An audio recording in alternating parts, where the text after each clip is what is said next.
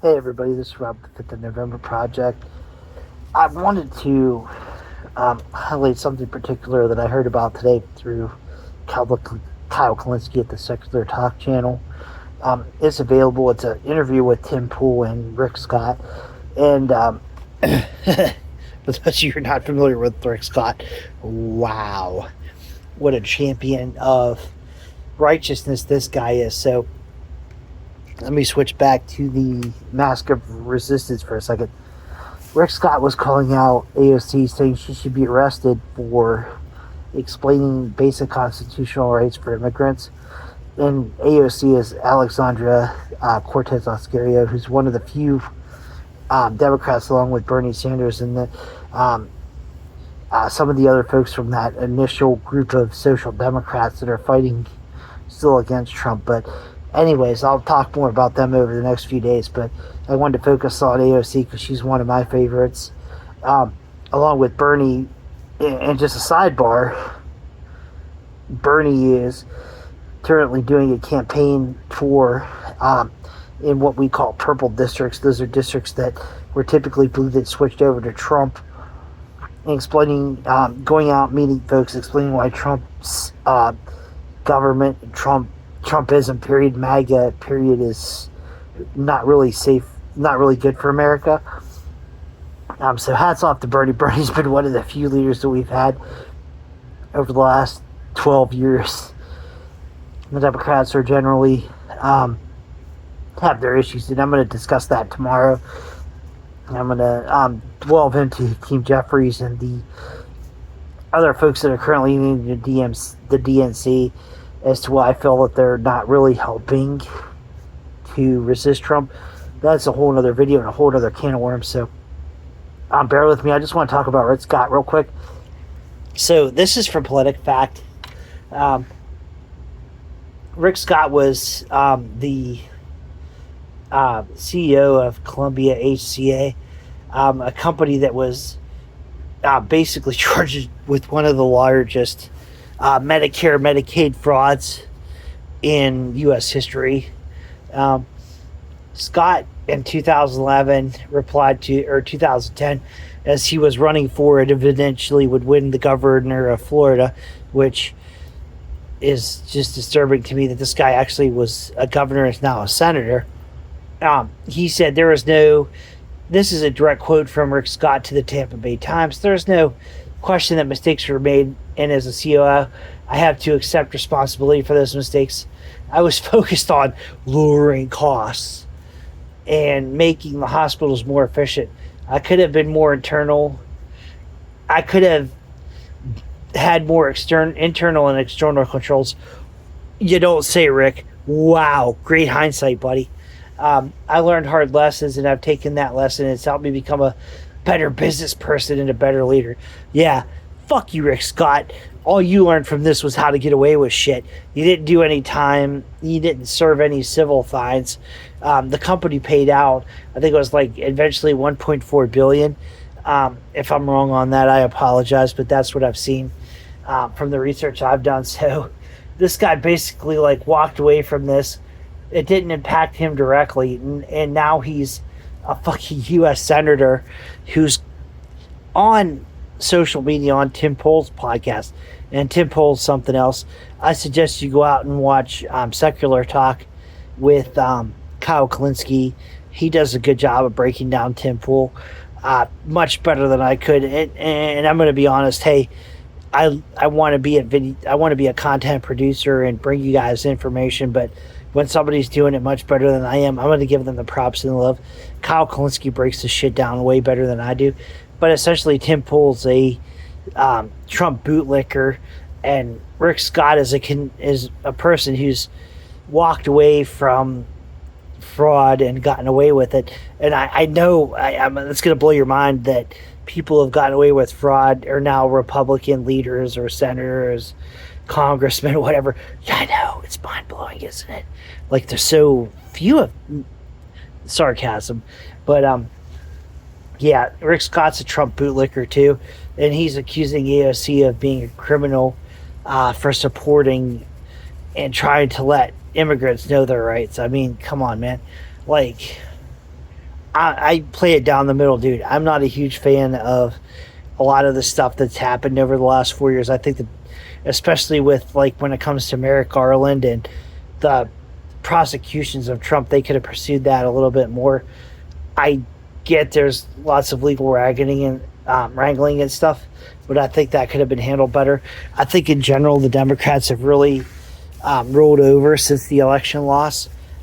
We don't have a lot of strong leaders other than folks like Bernie and AOC who have been out there, posting, touring, whatever. So, we have to stand behind the folks that are supporting what we support. And I'm not going to sit here and pretend that I think AOC is a far better human being than Rick Scott will ever fucking pretend to be. Rick Scott is a slithering little piece of shit. Pardon my French, and I really do apologize for that. But when it just comes down to this stuff, man, it's mind-boggling that Republicans who have, many of them like Matt Gaetz, who's walked away from potentially easily several cases of being an underage sexual predator, and Trump, who's been accused of and been convicted of being both a sexual predator and a fraudster. I mean, that's just the icing on the cake. You've got these guys that are just criminals all the way around, going after somebody who's trying to explain to a disadvantaged group their basic rights. I think you really see where they want to take America. They're garbage, man. And we have to fight against them. We have to resist. I'm going to get out there more. I've got more stuff that I can do. I'm going to post videos from, being out in the streets and talking to people and trying to get that, trying to get a grassroots movement. Sorry. It's just, my mind is so blown right now after watching this video and listening to Rick Scott. I mean, it's just the current Republican, most of them, and I hope that there are some that are resisting Trump and that, still have scruples. But your basic Republican MAGA person is just, they're a lost cause, dude.